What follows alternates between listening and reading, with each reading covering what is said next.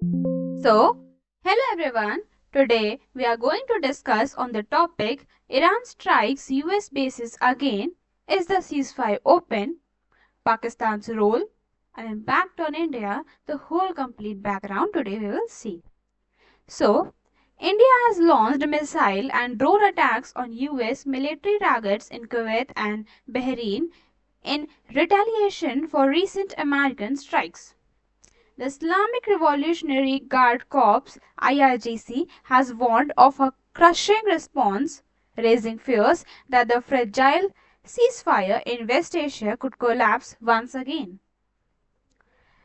In this video, we will understand the complete background of the conflict, how many ceasefires have taken place so far, Pakistan's role in mediation, and the impact of the conflict on India, and the UPSC relevance.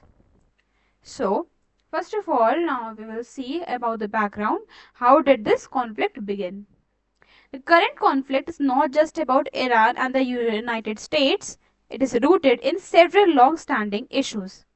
Iran's nuclear program, US and Israeli security concerns, regional power rivalry, control over the strategically important Strait of Hormuz. The situation escalated after the US and Israel carried out strikes on Iranian military and strategic facilities. Iran responded by targeting American military assets across the Gulf region, including Kuwait and Bahrain. Now, ceasefires so far, how many ceasefires are there? So, despite the military excavation, several diplomatic efforts have attempted to stop the fighting. First ceasefire. A temporary ceasefire was announced after intense international diplomatic efforts. Pakistan, along the Gulf countries such as Qatar, played a facilitating role in encouraging dialogue. However, violations continued from both sides.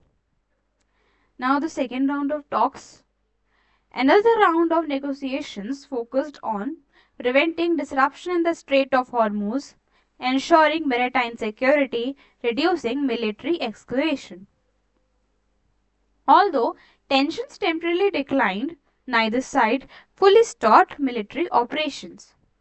Now, if we will see about the current situation, so following fresh US strikes on Iranian targets, Iran retailed by attacking US military facilities in Kuwait and Bahrain. As a result, the future of the ceasefire remains highly uncertain.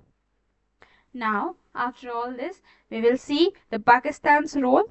So, Pakistan has attempted to position itself as a diplomatic mediator. Its efforts have included that facilitating communication between Iran and US, supporting temporary ceasefire proposals, and encouraging negotiations with the support of regional partners. Now, was Pakistan successful? This question arises here. That was Pakistan successful? Only partially.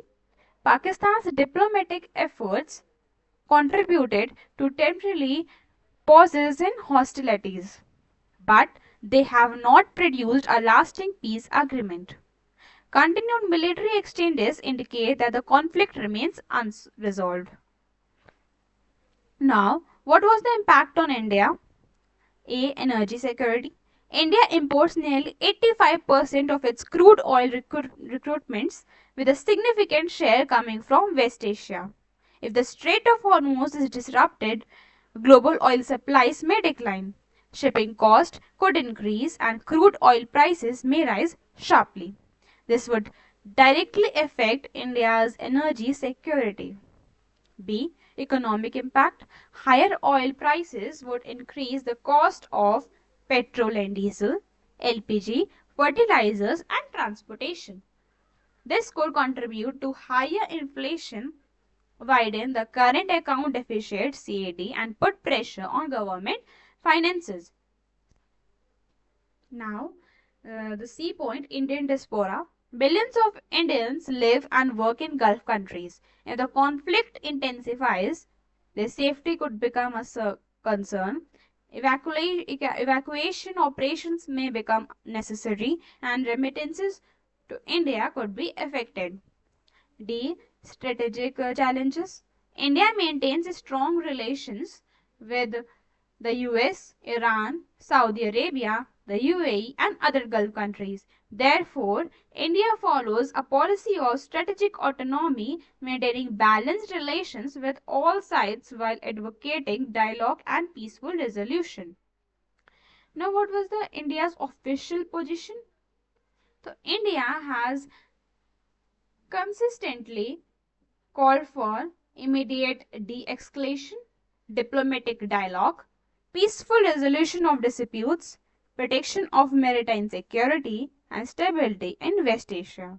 India's primary objective is to safeguard its national interest while avoiding alignment with any military bloc. Now, if you would say see this from the UPSC relevance, so it is related to the GS paper second, which include topics India's foreign policy, India-West Asia relations, strategic autonomy and regional diplomacy. And GS paper third also, energy security, inflation, current account deficit and supply chain disruptions. And it is also related to the essay topics. So in the essay, the topics would be energy security and national security, diplomacy and international relations, strategic autonomy in multipolar world, and global conflicts and India's national interest. So, at the last, I just conclude my words by just saying that the latest Iranian attacks on US military bases demonstrate that the West Asia crisis remains highly volatile. Although multiple ceasefire efforts, including mediation supported by Pakistan and Gulf countries, have temporarily reduced tensions, a durable peace remains exclusive. For India, the conflict is significant because it directly affects energy security, economic stability, and the safety of Indian diaspora and regional strategic interest. This is why India continues to advocate dialogue, restraint, and peaceful diplomacy, while carefully balancing its relations with all major stakeholders. For India, peace in West Asia is not just a diplomatic objective, it is a strategic and economic necessity. So, I hope you have gained much information from the topic. I hope you like the explanation of mine. So, if you want the PDF of this topic, so you can join our Telegram channel. The link is in the description box. So, thank you so much.